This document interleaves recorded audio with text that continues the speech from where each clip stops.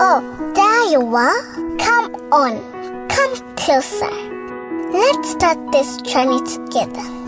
Get to know one another so we can rise together. Pick me up, hold me, feed me, but it might be messy. Change me, but it might be smelly. Be my playdate. Be my rocking chair. Be my hero. Because every dad should play an equal role in his baby's life, Pampers is giving 8 weeks of paternity leave to their new dads, hoping to inspire others to give Kenyan dads this opportunity.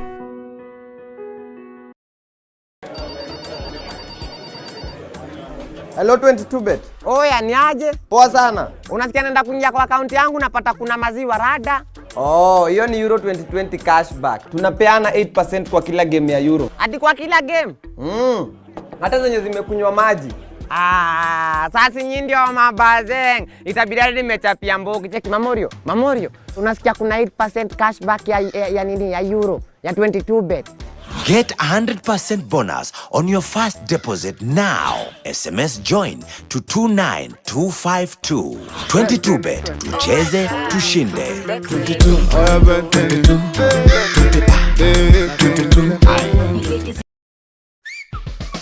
Oya ni aje? Mimi ndio Jonte Fresh. Mimi ndio nimetambulika hii gikomba yote sekta ya manguo. Jumio transform nguo ordinary za mtush zenye ziuka mna hii harufu ya bail into the freshest igi kosi yote. Siri ni hii Ariel mpya ya pink. Na kusho mtush zinang'ara kung'ara kushinda kamera. So clean, so fresh. Ma customer unaisana na isto.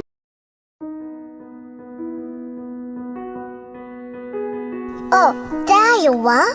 Come on, come closer. Let's start this journey together. Get to know one another so we can rise together. Pick me up, hold me, feed me, but it might be messy. Change me, but it might be smelly. Be my playdate. Be my rocking chair. Be my hero. Because every dad should play an equal role in his baby's life, Pampers is giving 8 weeks of paternity leave to their new dads, hoping to inspire others to give Kenyan dads this opportunity.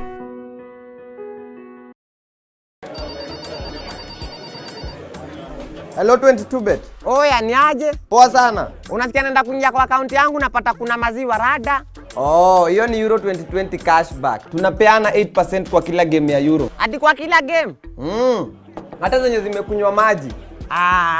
Sasa nyinyi ndio mabazeng. Itabidi hadi nimechapia mbogi. Cheki Mamorio. Unasikia kuna 8% cashback ya nini ya Euro ya 22bet. Get 100% bonus on your first deposit now. SMS join to 29252. 22bet. Tucheze, tushinde. 22.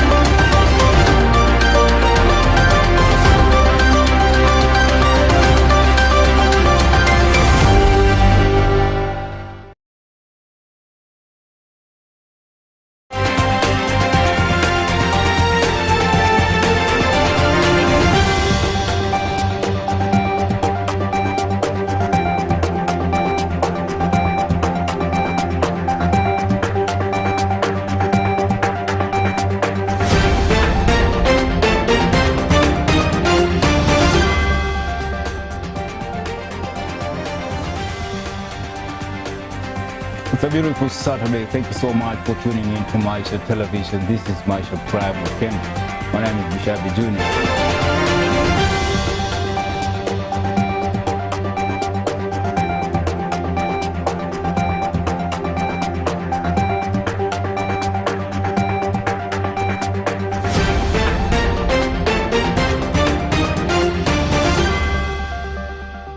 Police are investigating the brutal murder of a popular dancehall musician and journalist in the Bungoma County last night. Until his death, the deceased worked as a communication officer of Kandui Member of Parliament's office in Kandui constituency.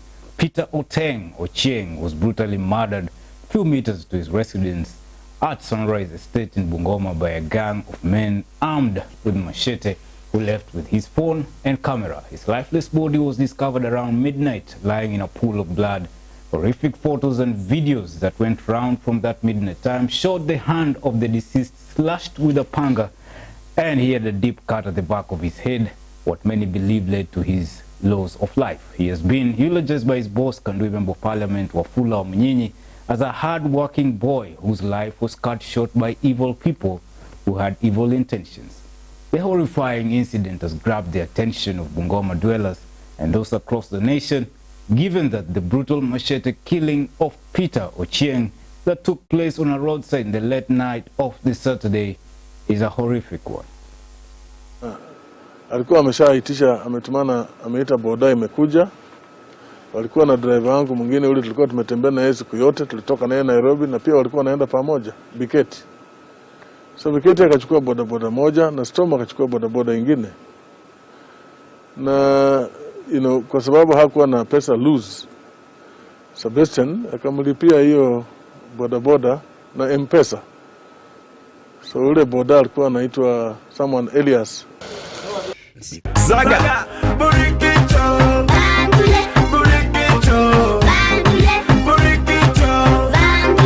He's a cousin, he's a brother, he's an artist. And this is a shocking information, and it is a shocking to me, to my heart. Hata sina nguvu ile ya kuongea vizuri, but nilivyoingia hivi nyumbani, actually from yesterday, we talked yesterday. He came to my place jioni, akatoka akaenda home. Lakini lazima tukue na uchunguzi kamili. Lazima ichunguzwe kikamilifu. Wale wamehusika na kifo cha Storm wachukuliwe hatua. Na ninawahimiza polisi isikue tu ile uchunguzi wanafanya kama ile ya kawaida, wafungue file na ifungwe. Hapana.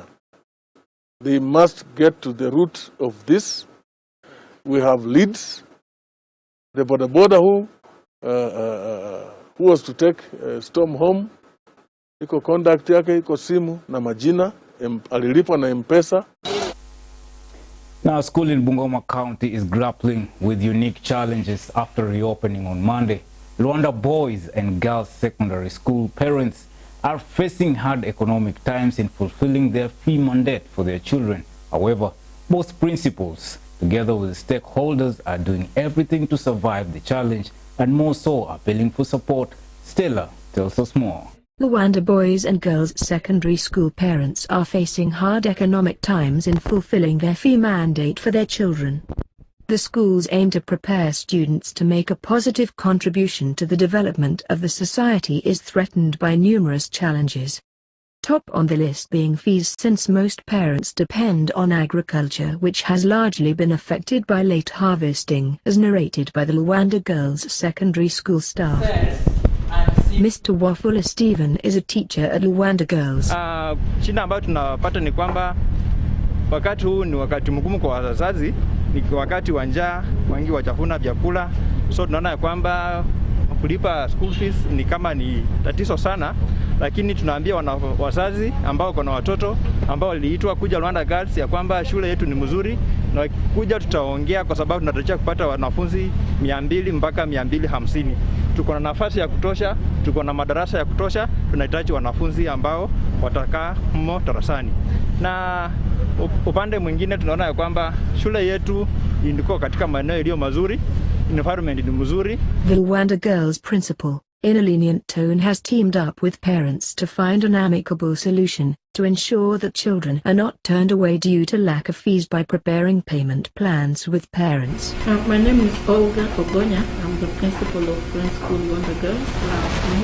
Our target is actually to receive 180 students. And compared to last year, this year I think the turnout is good. We are reporting in a good way. One challenge that we have is that parents are not able to bring their children on time because of financial issues. When they come and talk to us, we are able to listen, and we have allowed a few parents to bring their children without any payment. Kuleta mtoto mapema kwa sababu ya changamoto za hapa na pale, school fees nini, mahitaji pia ni mingi, lakini nashukuru Mungu nimekamilisha kufikia leo na nimekuja, ndio kuchelewa lakini nimepokelewa kwa uzuri. Natarajia mtoto baada ya miaka 4. Besides the school fees burden, parents ordinarily buy new school uniforms and stationery for their children at the opening of every school term.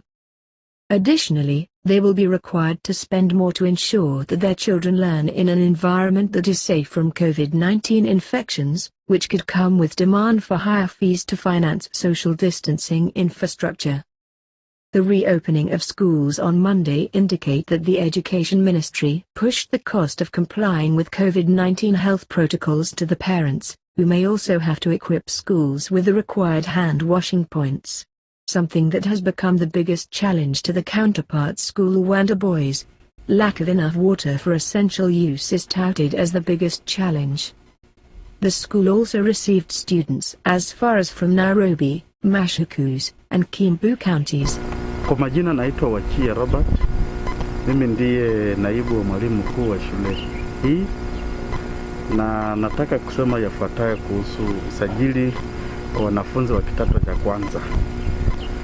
Mwanzo tumepata wanafunzi idadi nzuri na bado tunatarajia wengine wakuje. Mimi ni Eliud Silali. Ninatoka Maondele. Nimekuja leo Rwanda Boys kwa siku ya 4 kwa sababu changamoto la pesa imekuwa ngumu, sababu imefanya nikuje leo siku ya 4. Nimekimbia, nimeanguka, na hata school fees yenyewe sijakuja mzuri kwa sababu ya changamoto ya pesa imekuwa ngumu sana. Rwanda Boys. Rwanda Boys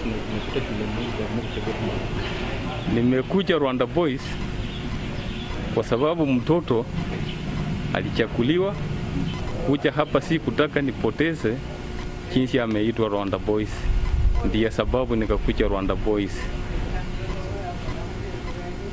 Private schools set their own fees structures without any state intervention, while the government controls levies payable in public learning institutions.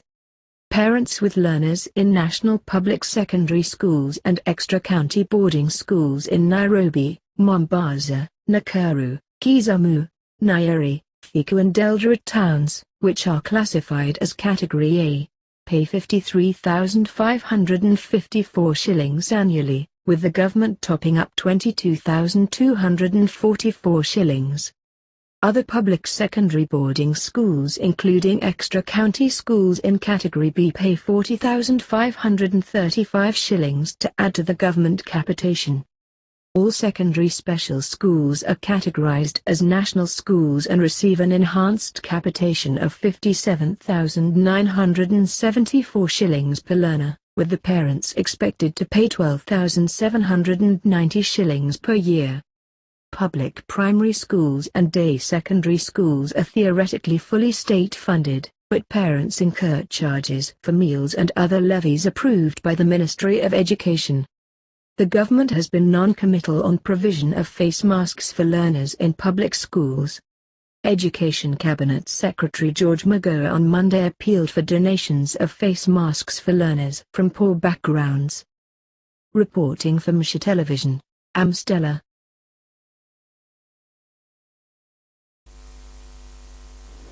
Now, as COVID-19 pandemic continues to ravage the country with its negative effects, small traders are doing everything to survive the corona effect. In Bungoma County, Mama Jimmy is a trader who sells fruits and salads to the customers on Moya Avenue, and she tells us her story.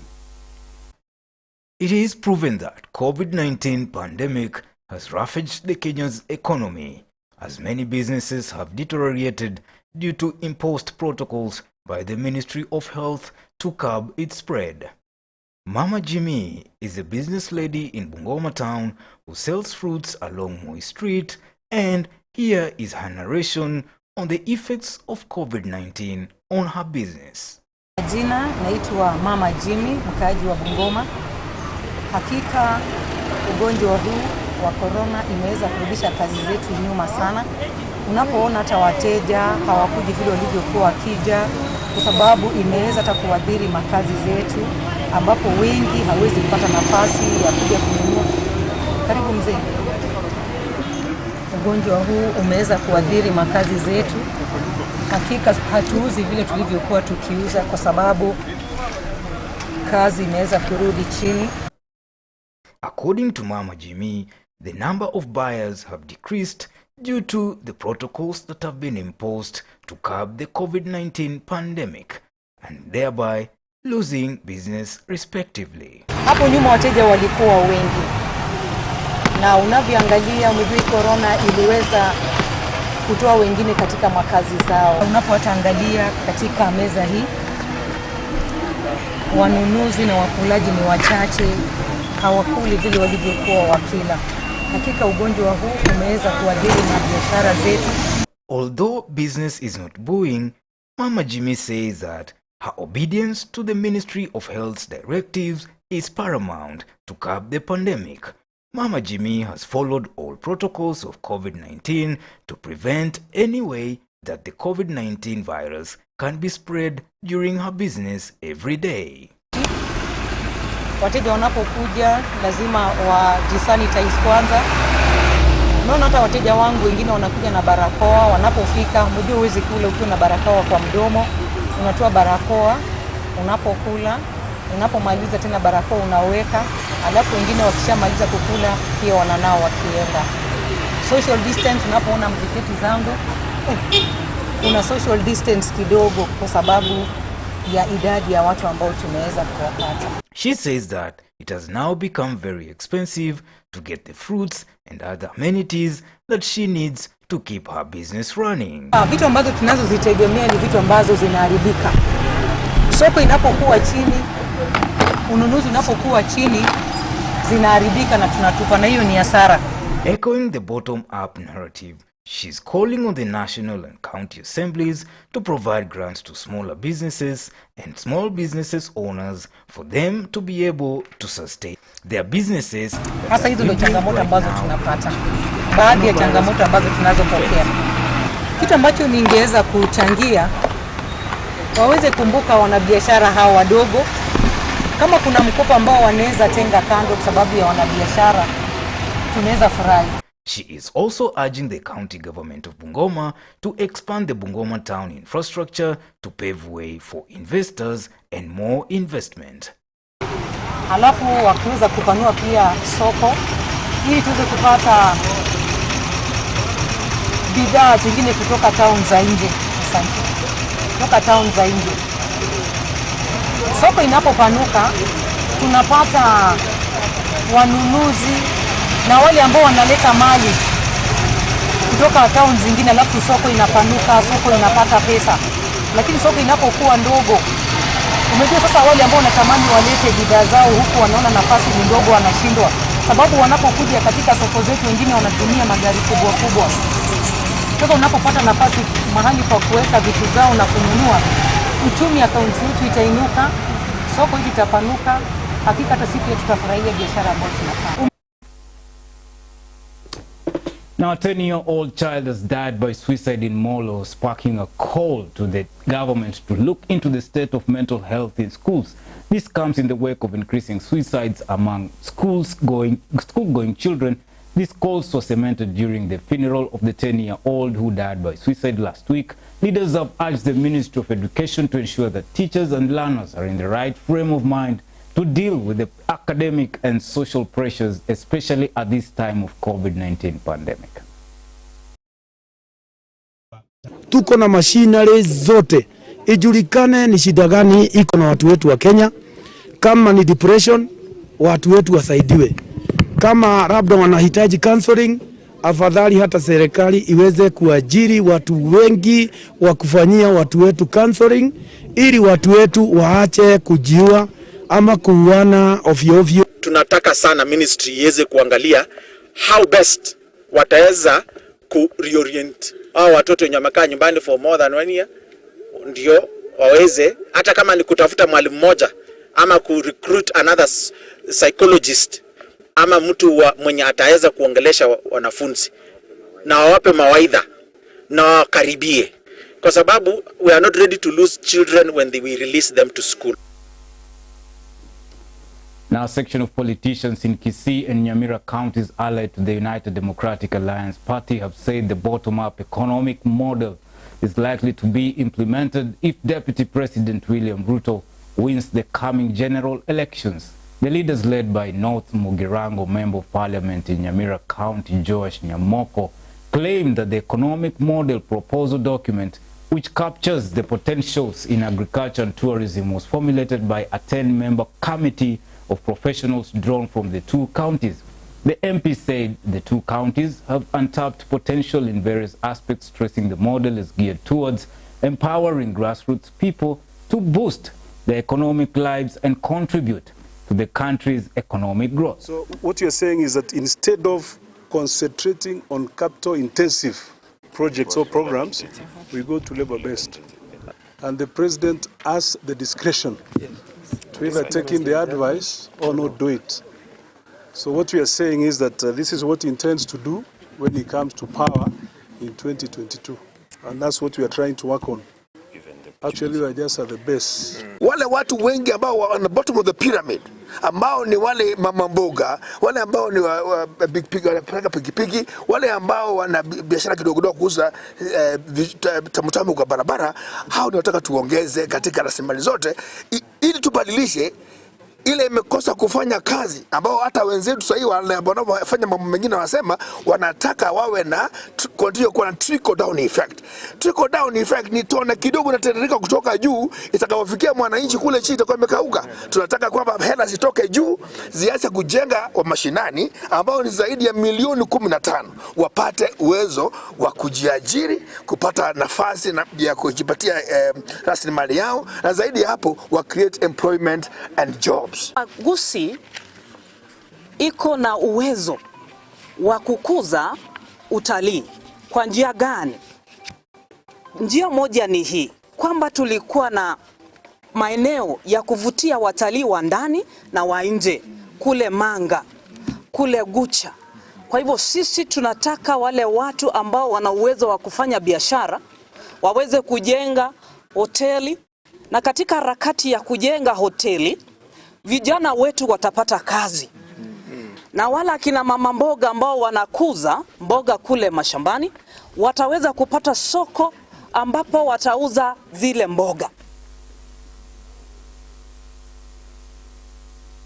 Now, the declining of forest cover has affected the country's weather, particularly the rainfall patterns. It is something that has affected people living in the country, bearing in mind that Kenya depends on agriculture as one of the main source of revenue. The Kenya Forest Service is now set to rehabilitate degraded natural forests in the country. So far, 480,000 hectares of natural forests have been degraded and is likely to place the country to a negative impact of climate change, deforestation and land degradation that will lead to the extinction of species and intensify the frequency and impacts of droughts and floods. Kenya Forest Service plans to restore more than 480,000 hectares of natural forest that has been degraded. Kenya Forest Service Chief Conservator of Forests Julius Kamau, while on a tour in Gakanga Forest in Kieni West Sub-County on a mission to restore forest that was once a catalyst of favorable climate and rich agricultural soil, say that they have a plan to restore more than 250 acres of land in the area. And in this area, the communities themselves appreciate that actually they themselves destroyed 100 or more so area, and it is now degraded. But it is the same community who will offer the same solution. Is that they're going to do the pitting of holes, and you have seen today they have started. Already they have done about 2,500 holes. We have ceremoniously planted about 150 tree seedlings, but you know we are waiting for the rains to come so that we can start that process. We have now realized that once we interfere with the environment definitely will revenge. And this is the time the environment is actually revenging, and it's very hard on us. We are not getting the regular seasons. We are not getting the adequate rains that we used to get. Our rivers are drying up. Now folks, that's what we had for Maisha Prime Weekend. My name is Bushabi Jr. See you next time.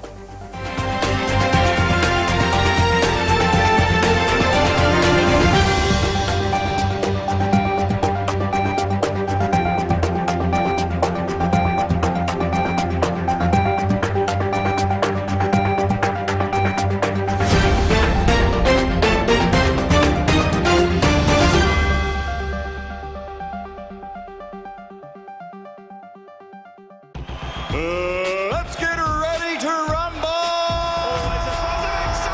Your world of Maisha is getting an exciting makeover. We're giving your channel a dedicated touch to enhance your viewing experience. Finding what you want, loving it has never been this easy. Your capacity. The problem is leadership. My name is Rida Chebet Kering.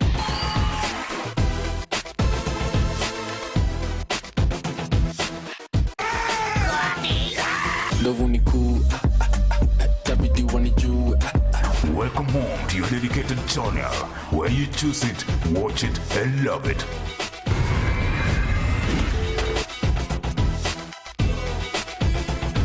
It's your season.